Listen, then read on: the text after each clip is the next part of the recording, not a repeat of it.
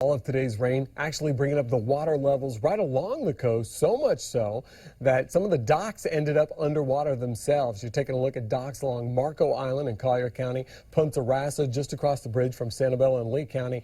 And in some cases, you can't even see the dock anymore, just the posts there.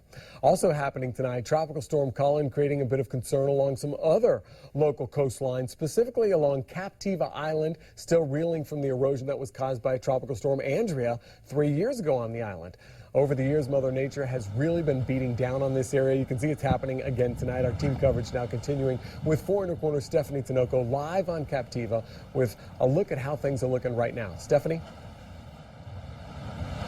Patrick, the rain has died down just a little bit, but it's still hot, humid, and the current is still very, very strong. The winds have really picked up over here in Sanibel and CAPTIVA. And earlier today, I spent time talking to business owners and locals here who say they've been preparing all day for whatever this Tropical Storm Colin will continue to bring.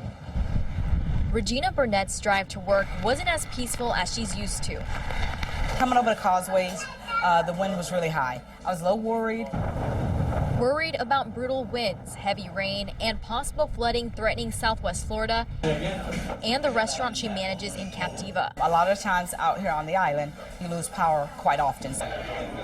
Burnett says her team at the Mucky Duck Pub is prepped for the effects of Tropical Storm Colin. We're prepared for whatever happens. If you've worked out here or lived out here for a long time, you kind of know what's going on, so you're already ready to go.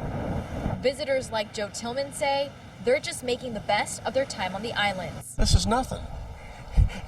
I mean, we've been through hurricanes. This is interesting, but it's not a big deal. While Sanibel and CAPTIVA experienced slightly the normal high tides, Police Chief Bill Tomlinson says it's important to be observant of what you see and hear. Hear the strong sound of wind that sounds like a freight train getting into an interior closet. That could be our major risk from the storm, could be, offshoot of tornadoes. As long as we just keep our eye on the weather, that kind of tells us what we're going to do hour by hour. That's the only way we can do it.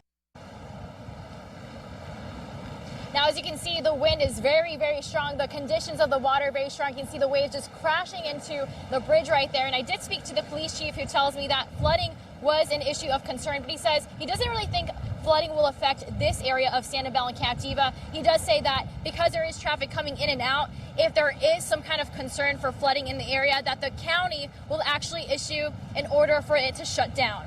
Reporting live in Sanibel, Stephanie TINOCO, Fox 4 in your corner. All right, thank you.